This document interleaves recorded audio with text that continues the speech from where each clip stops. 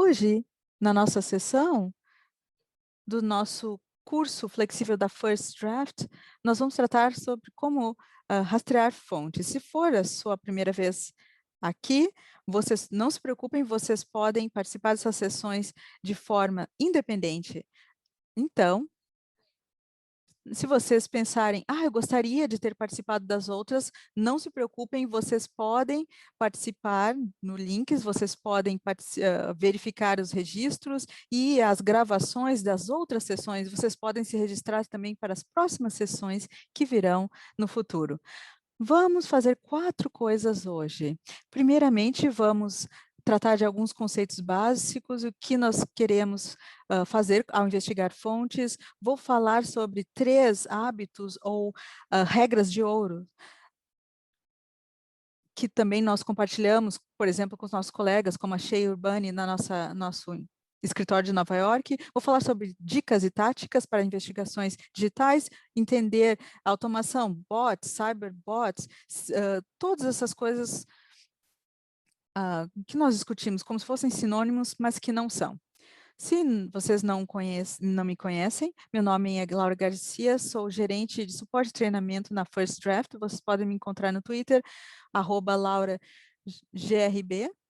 Vocês podem conversar comigo com qualquer coisa que tenha a ver sobre investigações digitais, essas informações.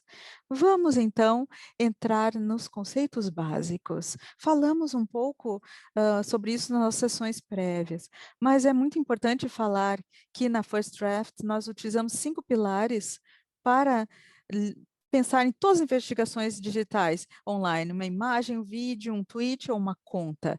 E esses pilares são 5 perguntas que nós podemos utilizar para interrogar ou pensar sobre qualquer conteúdo online. Eles não necessariamente dão respostas específicas, mas são locais ou pontos de início para entender uma informação, para chegar à resposta que procuram. Verificar e fazer verificações do conteúdo online é como ser um detetive, na verdade. É importante encontrar pistas e tentar montar um quebra-cabeças para entender o que você está analisando. Nossos 5 pilares são proveniência, fonte, data, localização e motivação. O mais importante é a proveniência.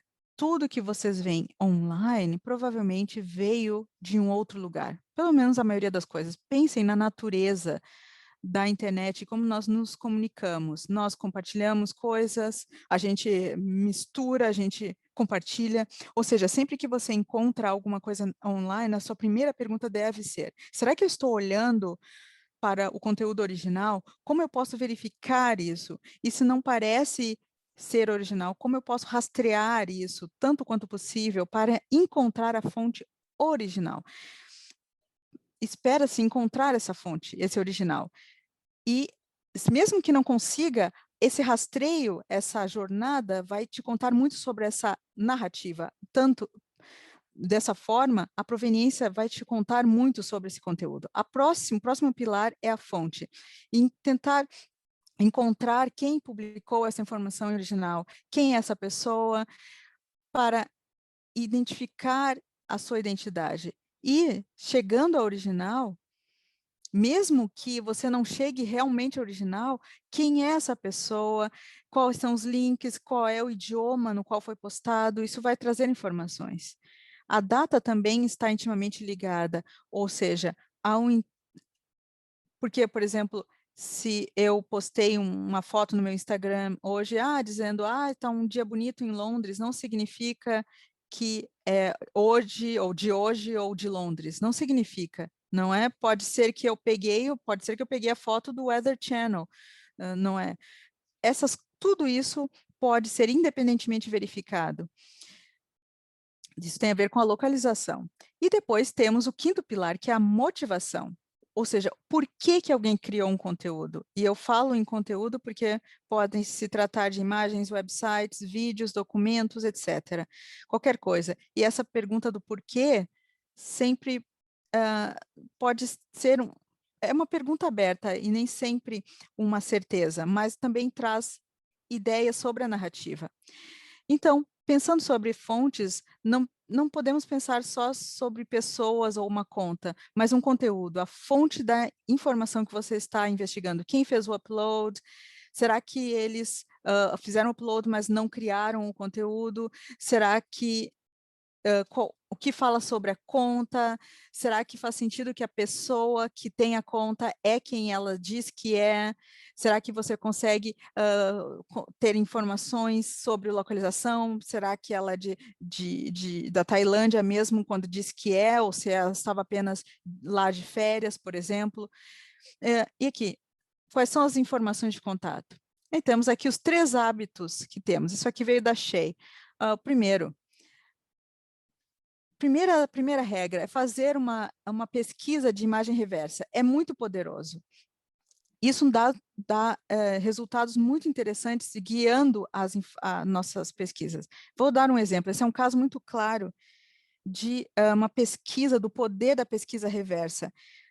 Nós encontramos isso através da conta do Twitter do Ken Klippenstein, um jornalista do Intercept. Ele fez um Twitter relacionado à doutora Naomi Wolf. Ele fez um Twitter, tinha um Twitter de um homem usando uma roupa de médico com uma citação. A doutora Naomi Wolf, eu vou contar para vocês, é muito ativa no Twitter. Ela tem uma narrativa anti-vacina, especificamente anti-vacinas Covid-19, ela fala muito disso, e ela pegou essa imagem, a mensagem diz assim: oi, doutora Naomi, aqui essa minha foto durante meu trabalho, mas olhem essa foto aqui à direita. O homem que está usando, assim, essa roupa, essas dicas aqui, não é, que, que podem nos dizer que, parece um médico, não é? Tem a ver com essa ideia, essa ideia de informação. E a citação diz: se as vacinas funcionam, por que pressionar as pessoas para se vacinarem? O consentimento informado significa deixar as pessoas tomarem suas próprias decisões. E está assinado, Dr. John Sims, médico. E ali o Ken Klippenstein disse o seguinte: essa citação não é necessariamente anti-vacina, só alimenta essa narrativa, não é, de liberdade, de escolha, de que as decisões sobre saúde devem ser de cunho pessoal e que ninguém pode te obrigar a nada. Bom, e a doutora Naomi achou que tudo isso se relaciona à sua narrativa anti-vacina, e ela retuitou isso. Mas, na verdade, esse homem aqui da vacina, ele é, na verdade, um ator pornográfico muito famoso nos Estados Unidos, chamado Johnny Sins. Ele não é médico, ele é um ator pornô. Então, foi uma piada. O Ken estava tentando... ele estava tentando fazer uma piada com a doutora Naomi, e ela mordeu a isca. Ou seja, a moral dessa história é que uma rápida pesquisa reversa de imagens mostrou isso. Esse é um exemplo de como facilmente uma pesquisa de imagem reversa mostra que vocês podem fazer isso. Ele é uma celebridade nos Estados Unidos e ela poderia ter visto isso. O segundo hábito: busquem por fontes primárias. Então, se alguém diz, eu não consigo acreditar que a NASA fez isso. Vão lá na NASA, vão no website da NASA para ver se isso é verdade, por exemplo. Vemos aqui, por exemplo, Dr. Gordon Peterson, por exemplo. Ele tem livros na Amazon, etc., e ele fala muito sobre a prata, e ele está dizendo que a prata é um tratamento para a Covid-19, etc. E se vocês forem no LinkedIn dele, tem um Dr. Gordon Peterson com doutorado lá, com vários artigos sobre medicina, mas o LinkedIn é uma plataforma é usado para encontrar empregos. O LinkedIn não é uma fonte primária, mas nos dá um ponto de partida para buscar. O LinkedIn diz que o Dr. Gordon Peterson está baseado no estado de Utah. E no estado de Utah tem um sistema de verificação de profissionais licenciados lá, todos os profissionais licenciados, médicos, advogados, dentistas, têm que estar registrados para praticar a sua profissão. E se vocês forem nesse sistema de verificação, vocês não vão achar um registro de um Dr. Gordon Peterson lá. Então, se vocês forem para um país como o meu, México, nós não temos sistemas de verificação de profissionais licenciados. Então, vocês poderiam ter feito outra coisa, ligado para um hospital onde ele disse ou alegou que trabalha. Existem outras formas de fazer esse tipo de verificação, de investigação, digamos assim. Um outro exemplo, esse aqui veio da nossa investigação. Aqui, à esquerda, parece que é um e-mail do Sistema Nacional de Saúde do Reino Unido, do NHS. Você foi selecionado para tomar vacina, que bom, etc. Aí, uma colega nossa, que já trabalhou na First Draft, ela pensou, isso aqui parece um pouco suspeito. Ela é muito jovem, então ela pensou, não vão vacinar, sou muito jovem, não está certo isso. E aí ela fez uma pesquisa sobre reservas, encontrou o website à direita, ou seja, esse à direita é o real. E era um golpe, na verdade, era um golpe que estavam tentando fazer. Eles fizeram uma mistura, fazendo parecer que era do NHS. Ou seja, você pode fazer esse tipo de imagem reversa, de busca de imagem reversa, para verificar se não é um golpe. Aqui vocês vão ver que esse é um link aqui embaixo, que a Lídia pegou. E se vocês passarem com o cursor em cima do link, vocês vão ver qual é o link real. Vocês, por exemplo, vão ver que se ela clicasse ali, ela seria levada para swatanonline.com, que não é um website do governo do Reino Unido. Então, isso já soa os alarmes ali, dizendo que pode ser um golpe. E outro exemplo, esse aqui veio da Daniela Costa Ramos, é uma das nossas investigadoras que já trabalhou conosco para a América Latina. Esse aqui estava ligado a um grupo do CDC chamado VAERS, que é o Sistema de Notificação de Efeitos Adversos da Vacina. O VAERS é um local que coleta informações sobre efeitos adversos à vacina. É um banco de dados ali, como vocês veem um painel aqui na tela. E através de mídia social, Facebook, qualquer plataforma, qualquer efeito adverso, e aí eles dizem, de acordo com o CDC, houve mais de 500 efeitos adversos e mais de 1.000 outros danos, e a vacina não é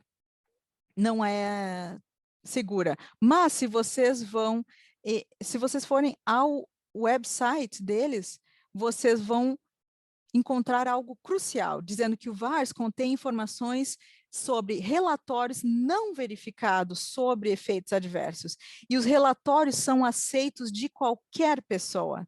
Qualquer pessoa pode dizer, eu tomei a vacina e fiquei me sentindo mal, etc. Ou seja, eles só querem coletar essas informações de qualquer pessoa, mas se vocês não souberem disso e só virem esse painel aqui acima, cheio desses números, vocês vão ter uma desinformação a respeito dos efeitos adversos. É por isso que é importante verificar a fonte.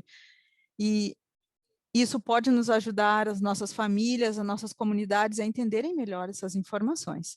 E a última dica, às vezes, pegar o telefone, ligar para alguém ou ir à rua e verificar algo fisicamente é a forma mais rápida de verificar a fonte ou de um conteúdo. Nós nos esquecemos, não é? Já que estamos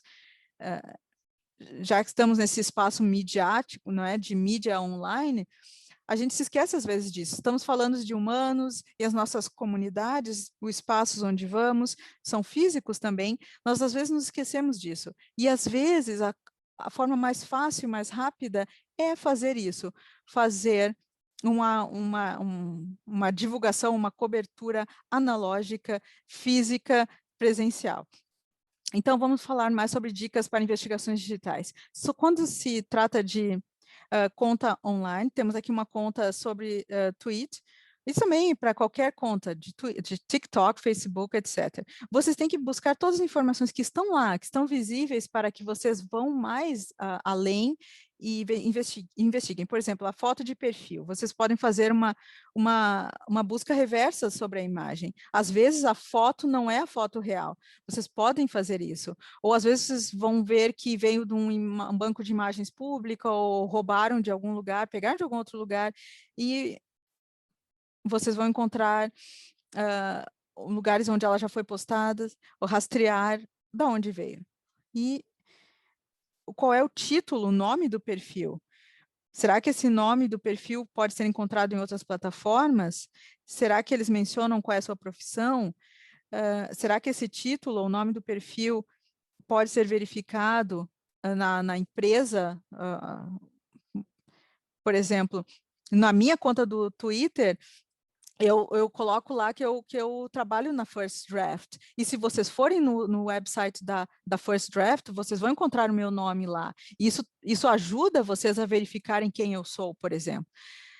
Também outra coisa, quais são os idiomas, quais são as ideias, será que é sobre futebol, ciência, espaço? Isso faz sentido com o que eles postam, o que eles tentam retratar, etc. É importante lembrar-se que nenhuma dessas coisas em si são uma resposta. Então, por exemplo, existem razões legítimas porque jornalistas ou cidadãos ou pessoas que reportam de áreas de crises talvez não queiram utilizar seu próprio rosto ou seu próprio nome para se manterem anônimos.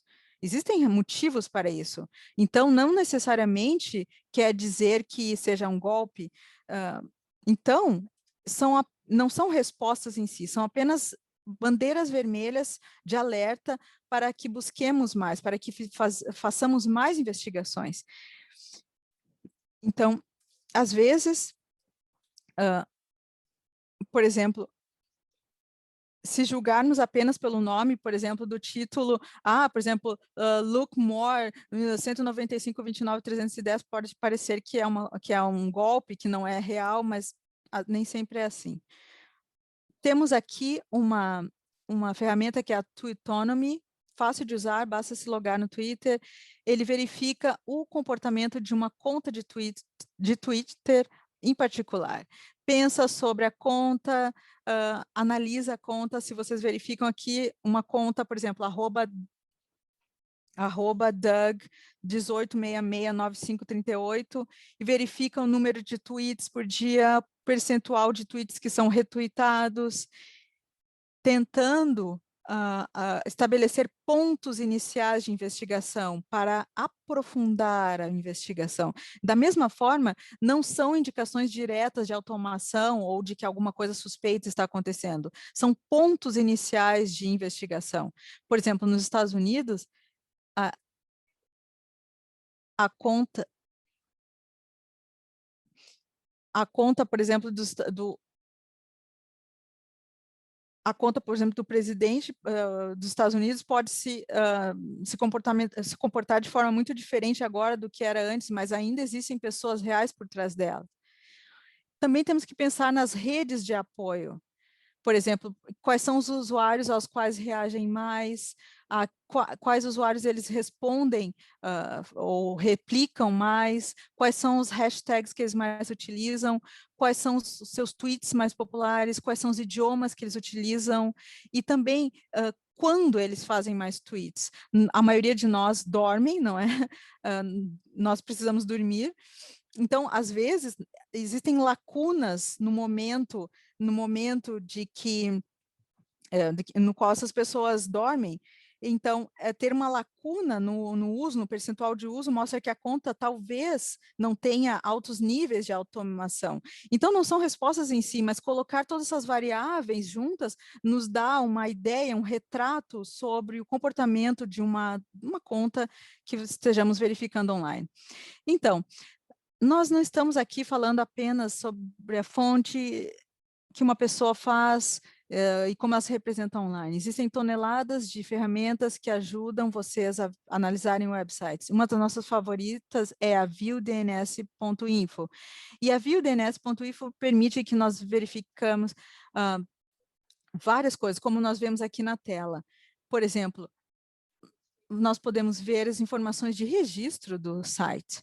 Por exemplo, quando você compra um domínio URL, você deixa um registro público, e aí vocês podem verificar essa informação. Mas também vocês podem verificar outras coisas. Vocês podem verificar finais de URL suspeitos, investigar informações de registro, se o website é retirado do ar devido a conteúdo problemático. Eles podem renascer em outro lugar, mas eles vão ter algum nível de contato ou alguma ligação com o registro inicial. Vocês podem fazer uma busca reversa por IP para verificar isso, para verificar se ele está no mesmo servidor. Vocês podem verificar o servidor. Se vocês podem verificar se o IP está em outro servidor. Vamos verificar aqui um website chamado tierrapura.org. Esse quer dizer Terra Pura. Normalmente ele publica conteúdo problemático sobre vacinas, ele é muito anti-China, anti-chineses, antifóbico no seu idioma, anti-globalização, esse tipo de conteúdo. E aqui à direita temos um artigo que diz: as pessoas que foram vacinadas com a vacina contra a Covid-19 ainda testam, né? ainda pegam Covid-19, tem teste positivo para a Covid-19. Então, qual é o benefício? Mas, se olharmos aqui as informações de registros, aqui marcado em vermelho, eu aumentei aqui na tela, falando algumas informações. Vocês veem aqui que o servidor é o Epic com K. O Epic é o mesmo servidor que hospeda o Parler, o 8chan e o Gab. Não é esse que, ou seja, esses que foram retirados do ar e que precisaram ir para outro lugar. Ele foi criado também em 31 de março de 2020. Significa que ele é muito novo, obviamente criado em reação à pandemia, e são dicas interessantes para começarmos a montar o quebra-cabeça. Não nos dá uma resposta em si, mas fazer investigação online é uma investigação que precisa fazer, na qual é preciso fazer muita coisa, muito detalhe e unir todos esses detalhes. Então, como entender a automação? Será que temos que entender, primeiramente, se essa conta que achamos que é automatizada está espalhando desinformação? É muito difícil detectar a automação, às vezes é muito bem feita, e também mesmo que tenhamos 5.000 bots fazendo tweets ao mesmo tempo, se elas não estiverem espalhando desinformação, bem, talvez não seja um problema. O problema são os medos, as desinformações que eles espalham. Às vezes eles têm campanhas orquestradas por governos, instituições, e temos que pensar nisso. E também é importante pensar no que temos cyborgs, são pessoas que exibem comportamentos similares ao de bots. Às vezes, as pessoas são pagas para fazerem postagens certo número de vezes de dias, e às vezes também elas são grandes fãs e apoiam muito certas ideias, certas narrativas, ou uma política, ou um candidato, etc., porque elas acreditam naquilo. Então, não pensem exatamente que tudo é automatizado ou tudo é um bot porque tem uma certa linha de pensamento. Ou seja, a ideia são indicadores de níveis de automação. Verifiquem a conta. Não é quando ela foi criada, será que a informação pessoal está faltando, como é que a foto de perfil é ambígua ou ela foi retirada de outro lugar, quais são as palavras utilizadas, hashtags, qual é o conteúdo em mais de um idioma, quais são as narrativas, não é? Qual é as frases, as expressões, e também em termos de atividade, o comportamento, qual é o volume de tweets, o percentual de retweets, não é? E a rede também, será que essa conta, com quem que eles falam, com quem que se conectam, está em nicho, está em um silo, não é? Como dizemos, isso é suspeito ou não?